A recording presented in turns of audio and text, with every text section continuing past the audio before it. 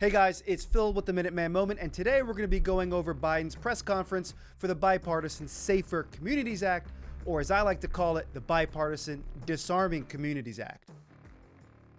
I also want to thank the bipartisan group of senators who worked so hard to get this done, especially Senators Murphy, Sinema, Cornyn, and Tillis. I hope it doesn't get you in trouble mentioning your name. Thank you. Good courage. So my mom has an expression: if you tell me who your friends are, I'll tell you who you are. And that's really the rub of that clip, is that Biden jokes about getting these anti-gun senators in trouble by mentioning them by name, and for good reason. The number of calls and messages that you all sent when GOA asked for your help was enormous. And that's why these senators are afraid, because they know they've compromised their constituents' rights and really pissed them off. Since most of them are either retiring or not up for re-election anytime soon, the best thing we can do is remind them that we're pissed about their vote. In both places, red flag laws could have stopped both those shooters. You know, this new law requires young people under 21 to go enhanced background checks before purchasing a gun.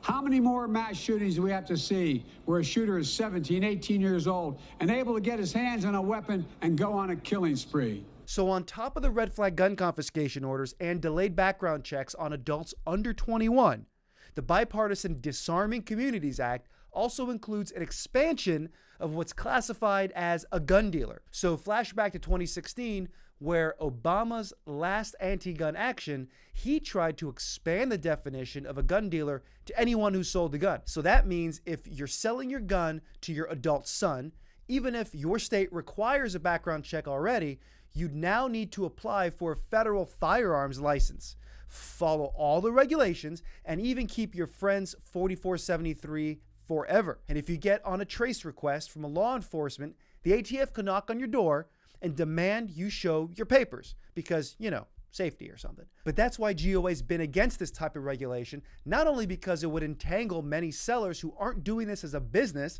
but also because it would expand the ATF's already very large and very illegal gun registry. And if you want to see more about that, you can watch our series on that in the description. In that 10 years it was law, mass shootings went down.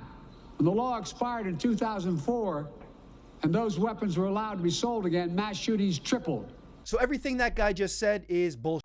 And according to a NIJ research paper, the ban did nothing to reduce the actual number of gun murders or those who were shot. I don't know how many times we have to say it, but we're going to say it every time they say that the ban worked. And what's even more important is that after the assault weapons ban expired in 2004, FBI crime stats said that murder went down by nearly 18% over the next 10 years, according to the FBI's own statistics. And so there's really only one question you need to ask yourself.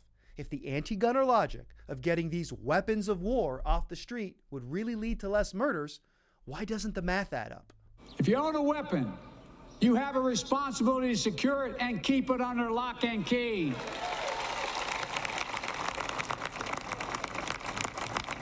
Responsible gun owners agree. No one else should have access to it, so lock it up. Have trigger locks.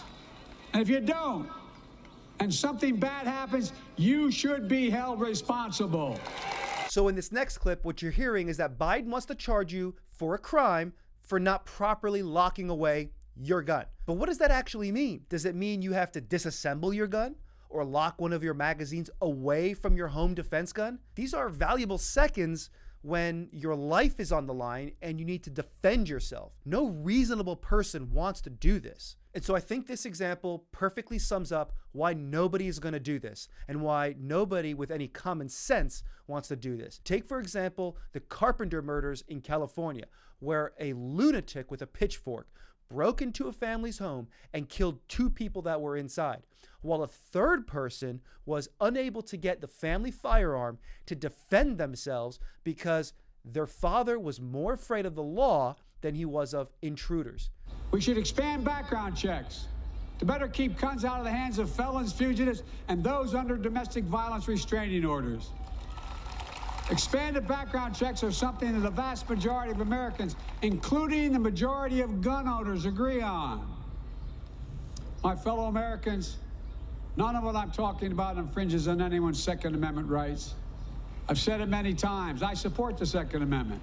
What an absolute goof in that clip. Every single one of us knows that when we hear, I support the Second Amendment, but it's like a warning shot from a mile away. What we know is that the Second Amendment is about my concealed carry. It is about my AR-15. It is about having parity with the federal government. We've seen that again and again and again, not only in the courts, but also the way people vote on these things. The right of the people to keep and bear arms shall not be infringed.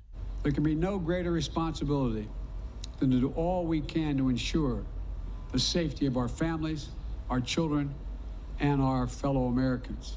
Believe it or not, I actually do agree with Joe Biden on at least a little bit of this. There is no greater responsibility than protecting my family, my children, and my fellow Americans. That's exactly why I own guns, to defend myself from criminals or tyrants. And when Biden was vice president, the CDC under the Obama administration affirmed there are between 500,000 and 3 million defensive gun uses per year. Guns make us safer, so stop trying to take them away. Thanks for watching the recap. That's it for today. Please like this video and make sure to comment below on your favorite quote from Hunter Biden's dad. See you next time.